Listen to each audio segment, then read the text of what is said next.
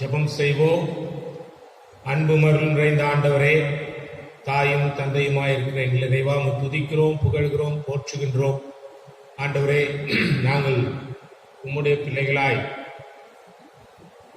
இல்லங்களிலே திருச்சபையில் இருக்கிறோம் என்ற உணர்வோடு உம்மை நோக்கி பார்ப்பதற்கு அளித்த நேரத்திற்காய் நன்றி. இந்த ஓய்வு நாளை ஆசீர்வதித்தருளும். உம்முடைய பிள்ளைகளாய் நாங்கள் வளர்ந்து ஆண்டவருக்கு சாட்சிகளாய் வாழ நீர் அருள்தார். நன்மையும் கிருபையும் எப்போதும் எங்களுக்கு தொடரட்டும். உம்முடைய திருச்சமூகம் எங்கள் முன்பாக செல்லட்டும். ஆண்டவரே, இப்படிப்பட்ட சூழலிலும் எங்கள் விசுவாசத்தை காணொளி வழியாக ஒன்றிணைப்பதற்கு நீர் கொடுத்த வாய்ப்புக்காய் நன்றி கர்த்தாவே. இந்த வழிபாட்டை நீ பொறுப்படுத்திக் கொள்ளும். இந்த ஓய்வு நாள் எங்களுக்கு ஆசீர்வாதமாக இருக்க நீர் அருள்தார். அனைத்தையும் நிறைமதன் இயேசு கிறிஸ்து வழியாக ஜெபிக்கிறோம் எங்கள் பெற்றோராம் கடவுளே. ஆமாம். இயேசு கிறிஸ்துவின் இணையலாம் உண்டாவதாக. வாசிக்க வேண்டிய சுவிசேஷ பாடம் பரிசுத்த லூக்கா எழுதின சுவிசேஷம் 2ஆம் அதிகாரம் 25ஆம் வசனம் முதல் 32ஆம் வசனம் வரை. லூக்கா என்ற சுவிசேஷம் 2ஆம் அதிகாரம் 25ஆம் வசனம். அப்பொழுது சிமியோன் என்னும் பெயர் கொண்ட ஒரு எருசலேமில் இருந்தான். அவன் நீதியும் தேவபக்தியும் உள்ளவனாயும் ஆறுதல் வர காத்திருக்கிறவனாயும் இருந்தான். அவன் மேல் பரிசுத்த ஆவி இருந்தார். கர்த்தருடைய கிறிஸ்துவை நீ காணே மரணமடைய மாட்டா என்று பரிசுத்த ஆவியினாலே அவனுக்கு அறிவிக்கப்பட்டுள்ளது. அவன் ஆவியின் தேவதலில் தேவாலயத்தில் இயேசு என்னும் பிள்ளைக்காக நியாயப்பிரமாணத்தின்படி செய்வதற்கு அவரை உள்ளே கொண்டு வருகையில் அவன் அவரை ஏந்தி கொண்டு தேவனை தோத்தரித்து, ஆண்டவரே, முதன்படி உமது அடியேனை இப்பொழுது சமாதானத்தை விடுகிறேன். புறஜாதிகளுக்கு பிரகாசிக்கிற ஒளியாக உம்முடைய ஜனமாகிய இஸ்ரவேலுக்கு மகிமையாகவும் தேவரீர் சகலர்களுக்கும் முன்பாக ஆயத்தம் பண்ணின உம்முடைய இரட்சணியத்தை என் கண்கள் கண்டது என்றார். வாசிக்க வேண்டிய சுவிசேஷ பாடம் வாசித்தாயிருக்கு. தேவரே ஸ்தோத்திரம்.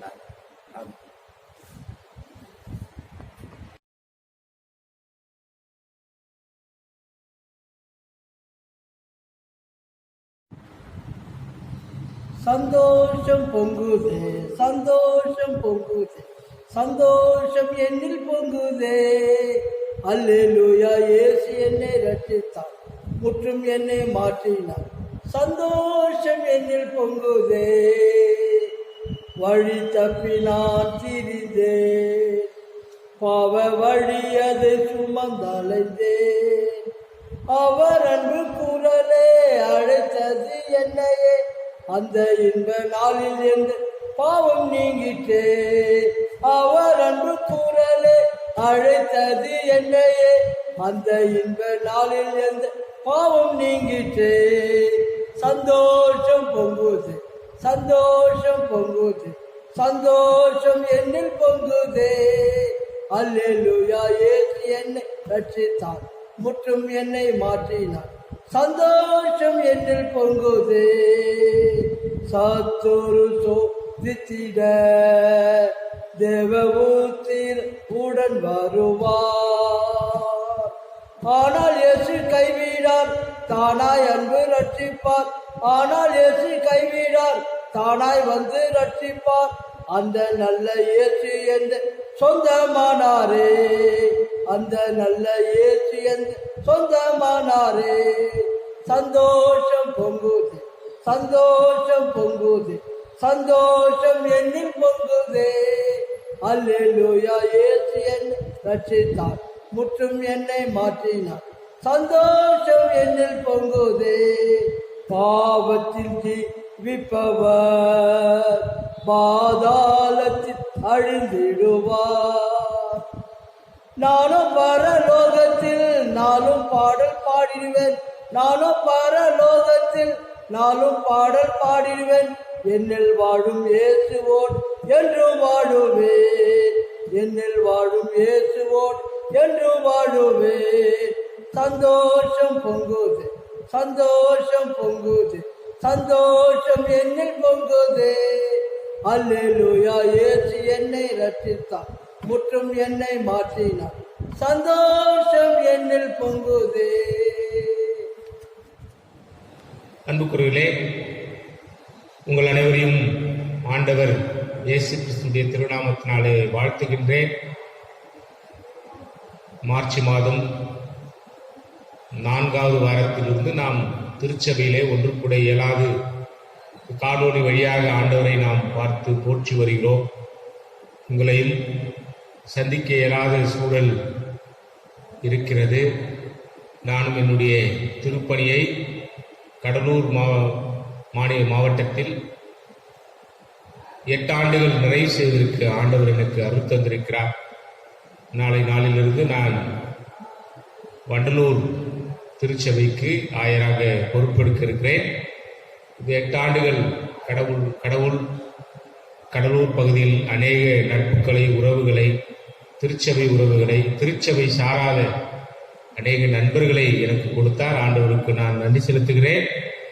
மீண்டும் ஆண்டவருடைய திருப்பிரசனம் உங்களோடு இருந்து வருகின்ற ஆயர் அருள் திரு ஜெனித்குமார் அவர்களோடு இணைந்து நீங்கள் சீரிய முறையில் திருப்படி ஆற்ற ஆண்டவர் உங்களுக்கு வேண்டிய பலத்தையும் வழிநடத்தியும் தருவாராக.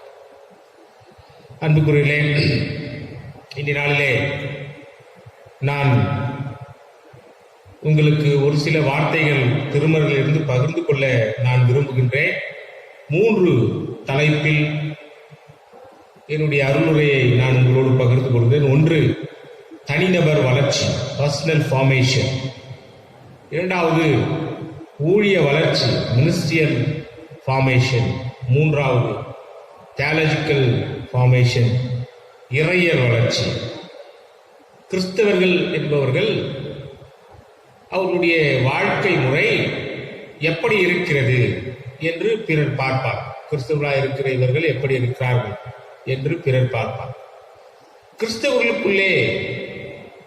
கிறிஸ்தவர்களை எப்படி பார்ப்பார்கள் என்றால் எப்படி ஊழியம் செய்கிறார்கள் என்று பார்ப்பார். இன்னும் அதிலே ஒருபடி வளர்ச்சி, இவர்களுக்கு எப்படிப்பட்ட கருத்தியல் வளர்ச்சி இருக்கிறது, இறையர் வளர்ச்சி இருக்கிறது, இவர்கள் எப்படி இவருடைய பக்தியை ஆழமாக வளர்த்திருக்கிறார்கள் என்று பார்ப்பார். எல்லோருக்கும் இறையரசு பரலோகராஜ்யத்துக்கு செல்ல வேண்டும் என்ற ஆசை. ஆனால் சாது சுந்தர் சிங் அவருடைய இறையர் வளர்ச்சி, அவர் என்ன சொல்வார்? நான் பரலோகத்துக்கு செல்ல விருப்பமில்லை, மாறாக என்னை கடவுள் நரகத்துக்கு அனுப்பினால் நான் சிலுவை சுமந்து கொண்டு இயேசுவை அறிவித்து அவர்களை கிறிஸ்துவுக்கு நேராக மாற்றுவேன் என்று அவர் சொல்வார். ஆகவே அது அவருடைய ஆழமான அந்த ஊழியத்தின் வழியாக ஏற்பட்டிருக்கின்ற இறையர் வளர்ச்சி. அப்படி நாம் நம்மை வளர்த்துக் கொள்வது, கிறிஸ்துவத்துக்குள் வந்துவிட்டால் ஒரு நபர் எப்படி இருக்க வேண்டும், கிறிஸ்துவத்துக்குள் வளரும்போது வாழும்போது அவர் எப்படி இந்த ஊழியத்தில் பலப்பட வேண்டும், இந்த ஊழியத்தில் பலப்படுகின்ற அவர் எப்படி கடவுளை புரிந்து கொள்வதில் வளர வேண்டும் என்பதை நாம் உணர்ந்து கொள்ளும். ஏனென்றால் ஊழியம் செய்த அவர்களுடைய சீடர்கள் யாரும் ஆசீர்வாதத்தை நோக்கி அவர்கள் நகரவில்லை. அவர்கள் ஆசீர்வாதம் என்று எதை புரிந்து கொண்டார்கள் என்றால் இயேசுவிடத்தில் செல்வது, பரலோகராஜ்யத்துக்கு செல்வது, அதைதான் அவர்கள் ஆசீர்வாதமாக அவர்கள் உணர்ந்து கொண்டார்கள், புரிந்து கொண்டார்கள். ஆண்டவருக்கு அவர்கள் சாட்சியாக வாழ்ந்தார்கள். ஆகவே 3 தலைப்பிற்கிலே உங்களுக்கு ஆண்டவருடைய வார்த்தையை நான் பகிர்ந்து கொள்கிறேன். தனிநபர் வளர்ச்சி என்பதை நாம் சற்று திருமறையிலிருந்து சிந்தித்தோம் என்றால், மத்தேயு 5ஆம் அதிகாரம் வசனங்கள் 9 நாம் படித்தோம் என்றால், சமாதானம் பண்ணுகிறவர்கள் பாக்கியவான்கள், அவர்கள் கடவுளுடைய பிள்ளைகள் என்று அழைக்கப்படுவார்கள். இந்த 3 வசனம், 9ஆம் வசனம் வாசிக்க, தூய்மையான உள்ளத்தோர் பேர் பெற்றோர், ஏனெனில் அவர்கள் கடவுளை காண்பார். ஒரு தனிநபர் வளர்ச்சி என்பது தூய்மையான உள்ளத்தை பெற்றுக்கொள்வது, மாசற்ற உள்ளத்தை பெற்றுக்கொள்வது, எந்த சூழலிலும் அழுக்கு இல்லாமல் இருப்பது. அதாவது உடல் தூய்மையை குறித்தல்ல, உள்ள தூய்மையா இருப்பது. எந்த சூழலிலும் நான் ஏதோ ஒன்றை மனதில் வைத்துக் கொண்டு இருக்கிறேன் என்பதல்ல, ஆண்டவரை மாத்திரமே மனதில் வைத்து தூய்மையான உள்ளத்தோர் பேறு பெற்றோர் அவர்கள் கடவுளை காண்பார். எல்லாருக்கும் கடவுளை பார்க்கணும்னு ஆசை. அப்ப கடவுளை எப்படி பார்க்க வேண்டும் என்றால் தூய்மையான உள்ளத்தின் வழியாக தான் பார்க்க முடியும். இங்கே ஆதாம் ஆண்டவரோடு இணைந்து வாழ்வதற்கான வாய்ப்பை பெற்றிருந்தார். ஆனால் அவர் எப்போது தவறு செய்கிறாரோ அப்போது கடவுள் ஆதாமே நீ எங்கிருக்கிறாய் என்று கேட்கின்ற போது அவருக்கு கடவுளை எதிர்கொண்டு பார்ப்பதற்கு அருகதை இல்லாமல் உள்ளத்திலே அழுக்கு இருப்பதினால் நான் நிர்வாணியாய் இருக்கிறேன் என்று சொல்கிறார்.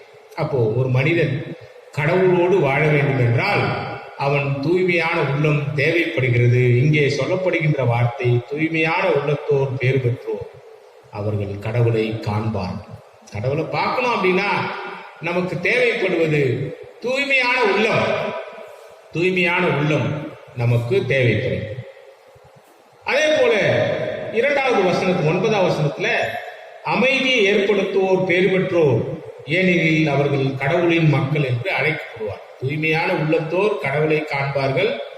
சமாதானம் செய்கிறவர்கள் அவர்களுக்கு ஒரு படி பெரிய ஆசீர்வாதம், அவர்கள் கடவுளுடைய பிள்ளைகள் என்று அழைக்கப்படுவார்.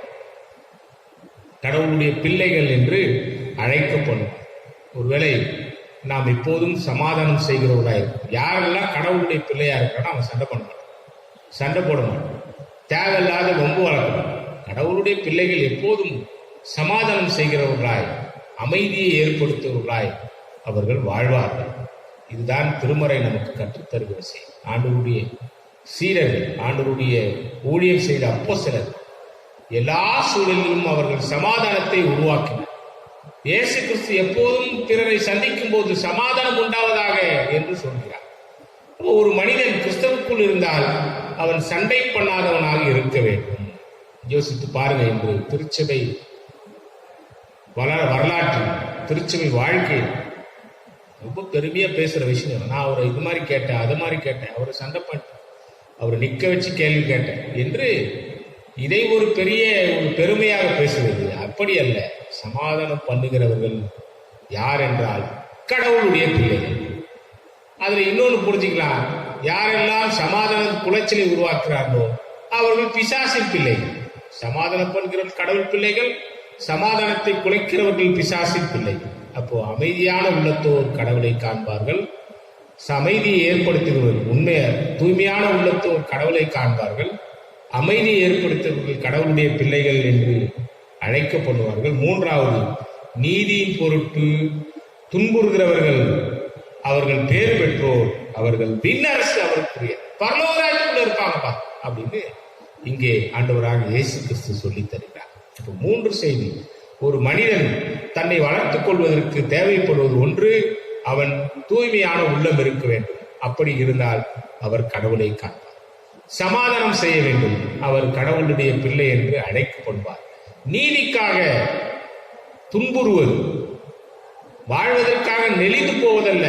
ஒன்று தவறு என்றால் தவறு என்று சொல்வது, நீதிக்காக துன்புறுவது. அப்படி நீதிக்காக துன்புறுகிறவர்கள் அவர்கள் கடவுளோடு வாழ்வதற்கு, பரலோகராஜ்யத்தில் வாழ்வதற்கு வாய்ப்பை பெற்றுக் கொள்வார். அப்ப தனிநபர் வளர்ச்சி என்பது என்னவென்றால் அவர் தூய்மையான உள்ளம் தேவைப்படுகிறது, சமாதானம் செய்கிறவர்களாய் இருப்பவர்களாக இருக்க வேண்டும். 3வது, நீதிக்காக துன்புறுகிறவர்களாய் இருக்க வேண்டும். நீதி என்கின்ற வார்த்தை மாஷால், அதனுடைய பொருள் போலச் செய்தல். போலச் செய்தல், லைக்காஸ், கடவுளை போல இருப்பது. அப்போ விண்ணரசுல மனிதர்களாய் இருக்கிற நாம் மனிதர்களாக இருப்பதில்ல, கடவுளுடைய பிள்ளைகளாய் அவரோடு இணைந்து வாழ்வதற்கான வாய்ப்பை நாம் பெற்றுக்கொள்கிறோம். ஆகவே 1வது தனிநபர் வளர்ச்சி கிறிஸ்துவத்துக்குள்ளே தேவைப்படும். நிறைய பேர் தனிநபருடைய வளர்ச்சி பற்றியே யோசிக்க மாட்டோம். ஆண்டவருக்குள்ளே நாம் வளர வேண்டும் என்பதை குறித்து யோசிக்க மாட்டோம். பிறரை பற்றியே பார்த்து கொண்டு அவன் எப்படி, இவன் எப்படி, அவன் எப்படி, நீ எப்படி அப்படின்னு கேட்டா அது சொல்றதுக்கு அங்க ஒன்றும் வாய்ப்பு இல்லாமல். அன்புக்குரியவர்களே, நாம் கிறிஸ்துவருடைய பிள்ளைகள் தூய்மையான உள்ளத்தை வைத்திருப்போம், சமாதானத்தை செய்வோம், நீதிக்காக நாம் துன்புறுவோம். என்னுடைய திருப்பணியில 14 13 ஆண்டுகளை நிறைவு செய்து 14வது ஆண்டுக்குள் செல்லப் போகிறேன். பெரும்பாலும் முடிந்த அளவுக்கு சமாதானத்தை செய்ய முயற்சி செய்வேன். கோபத்தை தவிர்ப்பேன். கோபம் வந்தாலும் கோபப்படலாமல் யோசிப்பேன். அந்த அளவுக்கு ஒரு பக்குவம் கடவுள் கொடுத்திருக்கிறார். ஆகவே எனக்கு அநேக நண்பர்கள் எப்போதும் இருந்து கொண்டே இருக்கிறார், வளர்ந்து கொண்டே இருக்கு. நட்பு வட்டம் வளர்ந்து கொண்டே இருக்கிறது. கிறிஸ்தவம் என்பது நட்பு வட்டத்தை வளர்த்து கொண்டே இருப்பது. அப்ப தனிநபர் வளர்ச்சி அவசியப்படுகிறது, தேவையாக. கிறிஸ்தவத்திலேயே நாம் இருக்கிறோம் என்றால் முதலில் தேவை தனிநபர் வளர்ச்சி, பர்சனல் ஃபார்மேஷன். இரண்டாவதாக இங்கே நாம் சிந்திக்கின்ற தலைப்பு மினிஸ்ட்ரியல் ஃபார்மேஷன், ஊழிய வளர்ச்சி. சிமியோன் என்கின்ற மனிதன் லூக்கா 2ஆம் அதிகாரத்தில் வாசிக்கும். ஒரு வயதில் மூத்தவர். அந்த வயதில் மூத்தவருக்கு யூதத்தில் வாழ்கிறவர், யூத சமயம் ஜியோனிஸ்ட், யூத சமயம். அந்த யூத சமயத்தில் இருக்கிறவர்களுக்கு நாங்கள் தான் கடவுளுடைய பிள்ளைகள், மற்றவர்களை அவர்கள் பெரிதாக அவர்கள் பார்க்க மாட்டார். நாங்கள் தூய்மையானவர்கள், மற்றவர்கள் தூய்மையற்றவர்கள் என்று பார்ப்பார். அப்படிப்பட்ட சமூகத்தில் இருந்து வந்த அவர் அவருடைய வாழ்க்கை முறை, அவர் சிமியோன் என்பவர் ஒருவர் இருந்தார். அவர் நேர்மையாளர், அவர் இறைப்பற்று கொண்டோ, அவர் இஸ்ரவேலுக்கு வாக்களிக்கப்பட்ட ஆறுதலை எதிர்பார்த்து காத்திருக்கிறவர். இங்க பாருங்க, சிமியோன் என்கின்ற மனிதர் அவர் நீதிமான், அவருக்கும் சக மனிதருக்கும் நல்ல உறவு இருந்தது. இரண்டாவது அவர் பக்திமான், அவருக்கும் கடவுளுக்கும் நல்ல உறவு இருந்தது. மூன்றாவது அவர் சமாதானம் வர வேண்டும் என்று காத்து கொண்டிருக்கிறார். 3 குணம் அவர் கையில். அவர் நேர்மையாளராக இருக்கிறார், நீதிமானாய் இருக்கிறார். நீதிமான் என்பது தாம் மட்டும் நீதி சேர்ந்து பிறரோடு இருக்கிற உறவுல அவர் நீதியாக இருக்கிறார். இரண்டாவது அவர் பக்தியாய் இருக்கிறார், அவருக்கும் கடவுளுக்கும் நல்ல உறவு இருக்கிறது. மூன்றாவது அவர் நீதியோடும் பக்தியோடும் அவர் நின்றுவிடவில்லை. அவர் தன்னுடைய வாழ்கின்ற இடம், அவர் வாழ்கின்ற நாடு சமாதானம் இல்லாமல் இருக்கும்போது சமாதானம் ஏற்பட வேண்டும் என்று காத்திருக்கிறவராக இருக்கிறார். அவருக்கு சமூக அக்கறையும் இருக்கிறது. அவர் நீதியாக இருக்கிறார், பக்தியாக இருக்கிறார், சமாதானத்திற்காக காத்திருக்கிறார். அதுதான் ஒரு நல்ல மனிதனுக்கான அழகு. அவர் சமாதானம் செய்கிறவராய், சமாதானத்திற்காக காத்திருக்கிறார். அப்ப அவருடைய செயல்பாடு எப்படி இருக்குது என்றால், அவர் பரிசுத்த ஆவியால் அவர் ஆலயத்திற்குள் செல்கிறார். இங்க பாருங்க, ரொம்ப அழகா இருக்கு. தூய ஆவியினுடைய வழிநடத்தினால் அவர் ஆலயத்துக்கு செல்கிறார். அதாவது ஆலயத்துக்குள்ள நான் ஆவியானவரை பெற்றுக்கொள்ள, அவருடைய ஆவியானவர் தான் அவர் ஆலயத்துக்கு அழைச்சிட்டு வருவார். அதை புரிஞ்சுக்கணும். ஆவியானவர் எல்லா இடத்திலும் அவர் இருக்கிறார். யாரெல்லாம் நீதியோடும் பக்தியோடும் சமாதான சிந்தனையோடும் வாழ்கிறார்களோ அவர்களுக்கு அருளப்படுகிறார். அப்ப அவர் ஆலயத்திற்குள் வருகிறார். அவருக்குள் ஒரு எஸ்லேம் பகுதியில் வாழ்கின்ற அவர் ஒரு யூதருக்கு இருக்கின்ற ஒரு எண்ணம், நாங்கள் தான் தூய்மையானவர்கள் என்ற எண்ணம் இருந்தது. அதை மீறி அவர் சொல்கிறார், நான் இயேசுவை பார்த்து விட்டேன், ரட்சணத்தை என் கண்கள் கண்டது. நான் இதற்காக தான் மேசியாவை பார்க்க வேண்டும் என்பதற்காக தான் காத்திருந்தேன். ரட்சணத்தை என் கண்கள் கண்டது. இந்த ரட்சணியம், இந்த மீட்பு, இந்த கடவுள் அளிக்கின்ற ரட்சிப்பு யூதர்களுக்கு மாத்திரம் சொந்தமல்ல, அது எல்லா மக்களுக்கும் சொந்தமானது. இம்மீட்பே பிற இனத்தாருக்கு வெளிப்படும் அருளும் ஒளி, இதுவே மக்களாகிய இஸ்ரவேலுக்கு பெரும். ரொம்ப அழகா சொல்றாரு. இஸ்ரவேலரே, உங்களுக்கு பெருமை, நீங்கள் மீட்பு பெறுவது மாத்திரமல்ல, பிறரும் மீட்பு பெறுவது. அப்ப கிறிஸ்தவன் என்பவன் யார் என்றால், நான் மட்டும் கிறிஸ்தவனாக வாழ்பவர் அல்ல, பிறரும் வாழ வேண்டும் என்று ஆசைப்படுகிறவர்கள். கிறிஸ்தவத்தினுடைய பெருமை என்ன? ஒரு கிறிஸ்தவர் பிறரை கிறிஸ்தவராக மாற்றும். ஒரு மீட்பு பெற்றால் பிறரை மீட்பு பெற தன்னை அர்ப்பணிப்பது. நான் மீட்பு பெற்று விட்டேன், ரட்சிக்கப்பட்டேன், பிறருடைய மீட்புக்காக என்னை நான் அர்ப்பணிக்கிறேன் என்று அர்ப்பணிப்போடு, அதாவது இந்த அர்ப்பணிப்பு எப்படிப்பட்டது? ஊழிய அர்ப்பணிப்பு.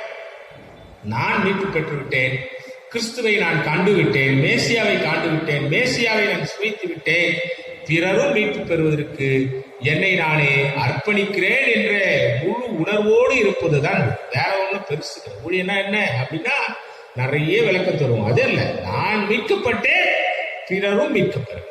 பிறன் மீட்பில் தான் எனக்கான பெருமை இருக்கிறது, கிறிஸ்துவத்திற்கான பெருமையா இருக்கிறது. தான் இவர் சொல்றாரு, இஸ்ரவேலரே உங்கள் பெருமை நீங்களே மேசியா வைத்திருப்பதல்ல, மாறாக இவர் பிற இன மீட்புக்கான விடு ரட்சணத்தை கடவுளுடைய குழந்தையை கையிலிருந்து வச்சு பார்க்கிறார். இங்கே நான் மகிழ்கிறேன், இங்கே ரட்சணத்தின் கண்கள் கண்டது, ரட்சணத்தின் கண்களாய் இருக்கின்றது இயேசு கிறிஸ்து இஸ்ரவேலர் மாத்திரம் எடுத்து அணைத்துக் கொள்பவர் அல்ல, மாறாக பிற இனத்திற்கும் கொடுக்க வேண்டிய கட்டாயத்தில் நாம் இருக்கிறோம் என்ற விசுவாச உறுதியில் இவர் பறைசாற்றுகிறார். அன்புக்குரியவர்களே, மினிஸ்ட்ரி ஆஃப் ஃபார்மேஷன், ஊழியம் என்பது ஊழியம் செய்யாதது. ஊழியம் செய்யாதவர்கள் கிறிஸ்தவர்கள் அல்ல. அதை முதல் புரிஞ்சுக்கணும். ஊழியம் செய்யாதவர்கள் கிறிஸ்தவர்கள் அல்ல. ரொம்ப அழகான ஒரு கவிதை இருக்கிறது.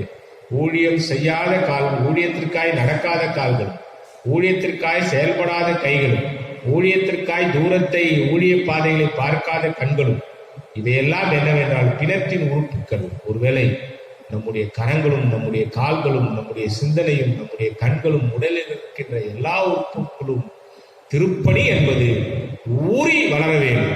இதுதான் மினிஸ்ட்ரியல் ஃபார்மேஷன். அன்புக்குரியவர்களே, நாம் எப்படி இந்த ஊழியத்தில் வளர்ந்திருக்கிறோம் என்பதை நாம் உணர்ந்து கொள்ள வேண்டும்.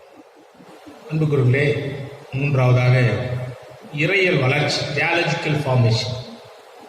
ஆண்டவராக இயேசு கிறிஸ்துவுடைய சீடர்கள் இயேசுவோடு வாழ்ந்தார்.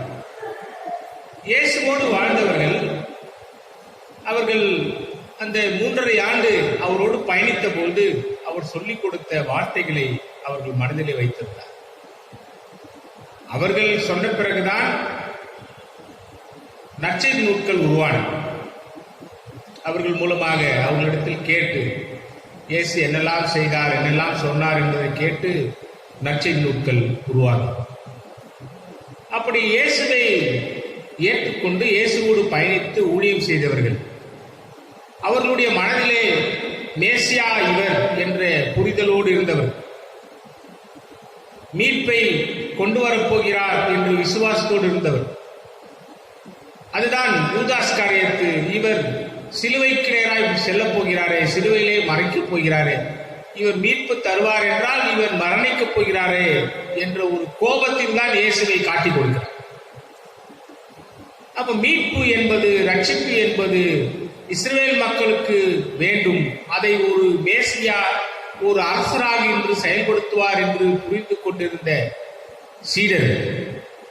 ஆகவேதான் இயேசு உயிர்த்தெழுந்த பிறகு அவருடைய சீடனுடைய உரையாடல் எல்லாம் ரட்சிப்பார், மீட்பார் என்று நம்பியிருந்தோம், அவரும் இல்லை என்று பின்மாறி போகிறார். பிறகு உறுதிப்படும் பொழுது, அவர்கள் ஊழியத்துக்குள்ளே உறுதிப்படும் பொழுது அவருடைய செயல்பாடு எப்படி இருக்கிறது என்றால், அவர்கள் எப்படியாவது இயேசுவை பிறருக்கு சொல்ல வேண்டும், இயேசுவுக்கான இயக்கத்தை வளர்க்க வேண்டும் என்று தங்களை அர்ப்பணித்தார். இயேசுவை அறிவித்தவர்கள் எல்லாம் எருசலேம் தேவாலயத்திற்கு துரத்தப்பட்டார்கள். அவர்களுக்கும் எருசலேம் தேவாலயத்திற்கும் சம்பந்தம் இல்லை. இப்பொழுது அவர்கள் எங்கெல்லாம் கூடுகிறார்களோ, எங்கெல்லாம் பேசுகிறார்களோ, அங்கே திருச்சபைகளை உருவாக்குகிறார்கள். அதனால்தான் ஆண்டவராக இயேசு கிறிஸ்துவினுடைய வார்த்தை, எங்கே 2-3 என் நாமத்தின் நிமித்தம் கூடுகிறார்களோ அவர்கள் மத்தியிலே வாசம் செய்வேன் என்று சொல்லியிருக்கிறார். கட்டப்பட்ட ஆலயத்திற்குள் வாசம் செய்வேன் என்று சொல்லவில்லை. ஆலயம் என்பது ஒரு கட்டிடம், அவ்வளவுதான். அதுல பெருசா பேசுறதுக்கு ஒண்ணும் இல்லை. என்னதான் பலிகளை கட்டினாலும் சரி, அழகா கட்டினாலும் சரி, பிரம்மாண்டமா கட்டினாலும் சரி, ஆல்ட்ரை ரொம்ப சந்தோஷமா வச்சிருந்தாலும் சரி, அழகுபூர்வமாக வச்சிருந்தாலும் சரி, கலை வடிவத்தோடு வச்சிருந்தாலும் சரி, அதுல புரோஜனம் இல்லை. எங்கே 2-3 அவருடைய நாமத்தில் கூடுகிறார்களோ அங்கே வாசம் செய்வேன். இவர்கள் எருசலேம் ஆலயத்தில் துரத்தப்பட்ட பிறகு இவர்கள் கிறிஸ்துவை எல்லா இடத்துக்கும் கொண்டு சேர்க்கிறார்கள்.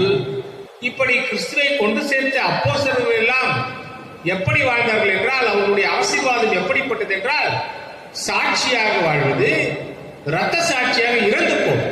அது அவர்களுக்குள்ளே வேகமாக வளர்கிறது. அதனாலதான் இங்கே 1 பேதுரு 2ஆம் அதிகாரத்தில் இங்கே பேதுரு சொல்கிறார், ஆண்டவர் எத்தனை இனியவர் என்பதை நீங்கள் சுவைத்திருந்தால் எல்லா வகையான தீமையும் வஞ்சகத்தையும் வெளிவேடும் பொறாமை அவதூறு ஆகிய யாவற்றையும் அகற்றுங்கள். ஆண்டவர் சுவைச்சிருந்தீங்கன்னா நீ இயேசுனுடைய சீரனாய் இருந்தால், இயேசுனுடைய தொண்டனாய் இருந்தால் நீ எப்படி இருப்பாய் என்றால் எல்லா வகையான தீமையான வஞ்சகத்தையும் வெளிவேடம் பொறாமை அவதூறு ஆகிய யாவற்றையும் அகற்றுங்கள். புதிதாய் பிறந்த குழந்தைகளைப் போல வஞ்சகமற்ற வார்த்தையாகிய பாலை அருந்த ஆர்வமுள்ளமாயிருங்கள். அதை அருந்துவதால் நீங்கள் மீட்பில் வளர்வீர்கள். தியாலஜிக்கல் டெவலப்மெண்ட் இல்ல தியாலஜிக்கல் ஃபார்மேஷன், இறையல் வளர்ச்சி என்பது என்னவென்றால் கிறிஸ்துவில் வளர்வது, கிறிஸ்துவில் வளர்வது, கிறிஸ்துவில் வளர்வது.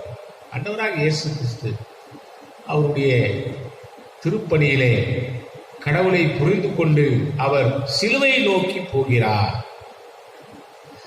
அதைதான் சீடர்களும் செய்கிறார்கள். சிலுவையை நோக்கி போகிறார்கள், சிலுவையை நோக்கி போகிறார்கள், சிலுவையை நோக்கி பயணிக்கிறார், சிலுவைக்காக தன்னை அர்ப்பணிக்கிறார்.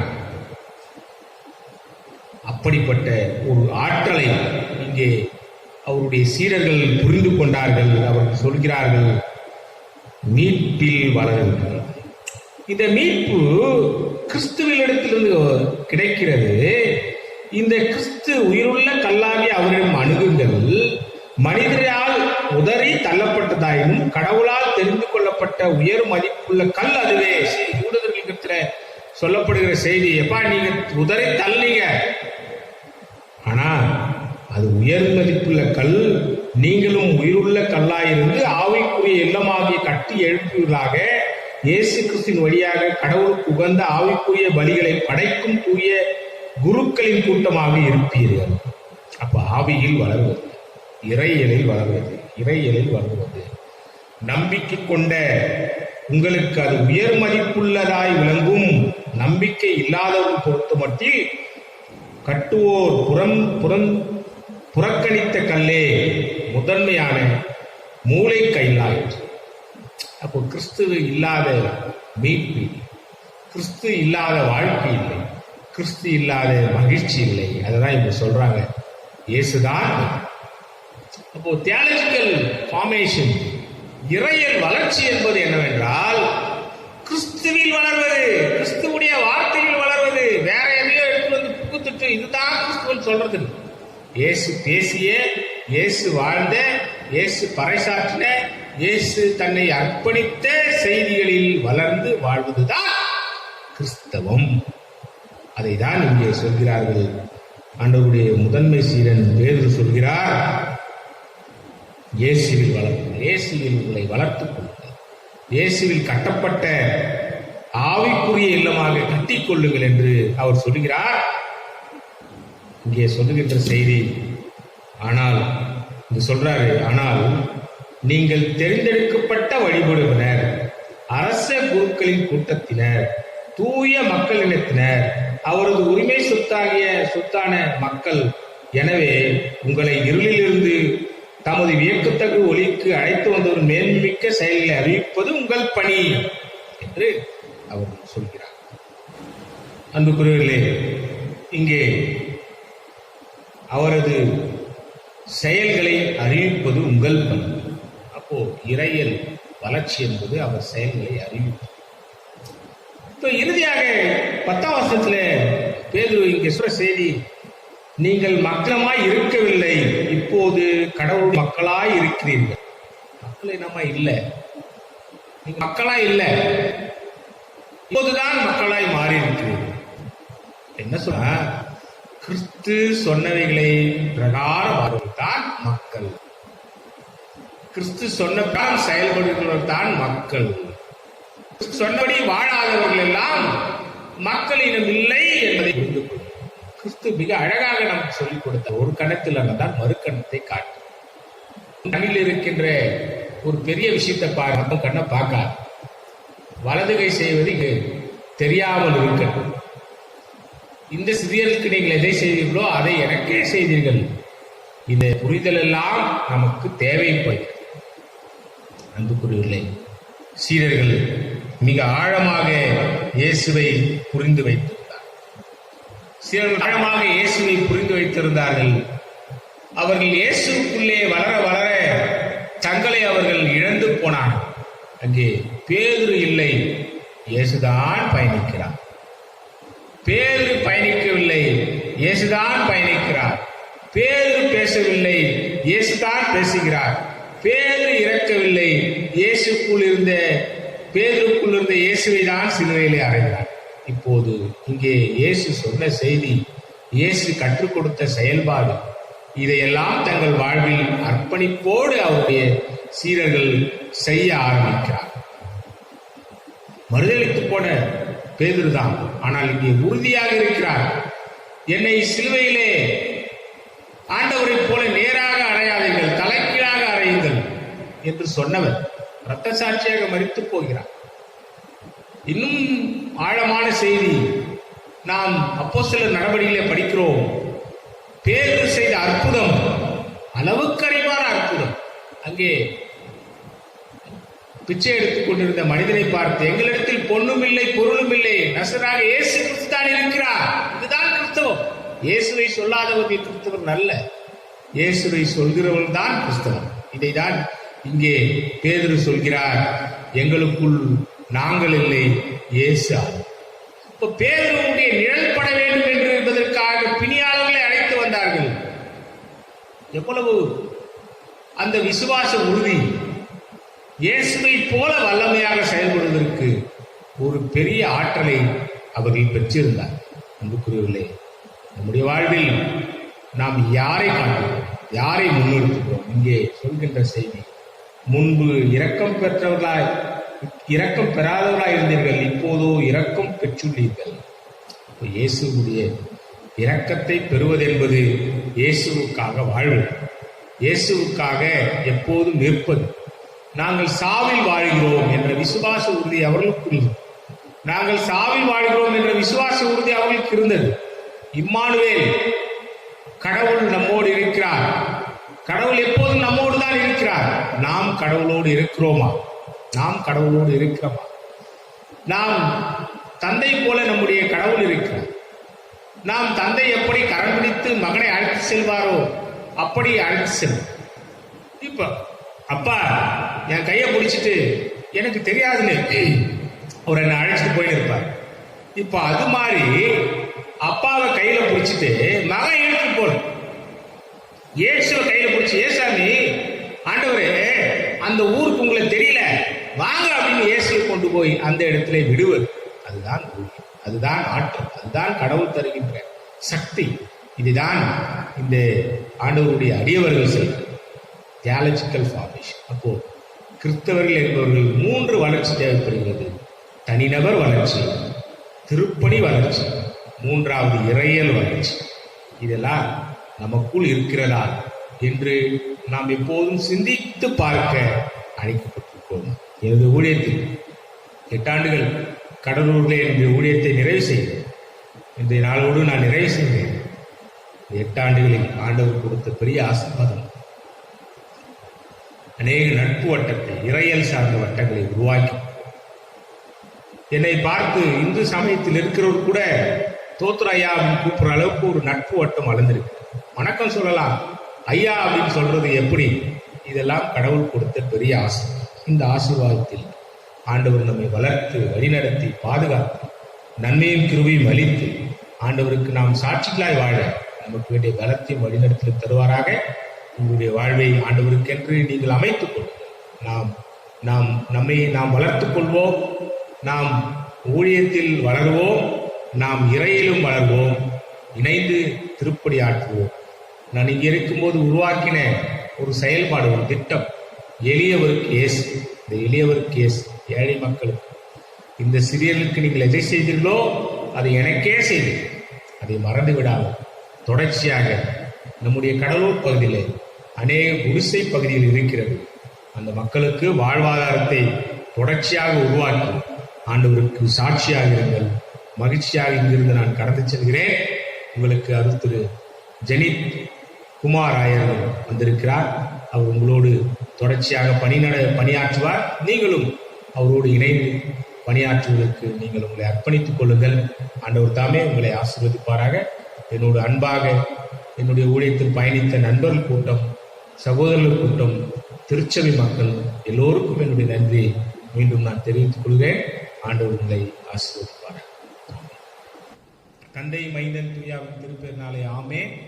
ஜபம் செய்வோம். அருள் நிறைந்த ஆண்டவரே, தாயும் தந்தையுமாய் இருக்கிற எங்கள் இறைவா, இந்த மாதத்தின் முதல் நாள் அன்று உம்மை சந்திப்பதற்கு நீர் கொடுத்த பெரிய ஆசீர்வாதத்தை நன்றி. ஆண்டவரே, நீர் எப்போதும் எங்களோடு இருக்கிறேன், எங்களோடு பயணிக்கிறேன். ஆண்டவரே, உலகம் முழுவதும் துன்புற்று இருக்கின்ற சூழலில் துன்பத்திலிருந்து மக்கள் விடுதலை பெறுவதற்கான வாய்ப்புகளை நீர் கொடுத்து கொண்டே வருகிறேன்.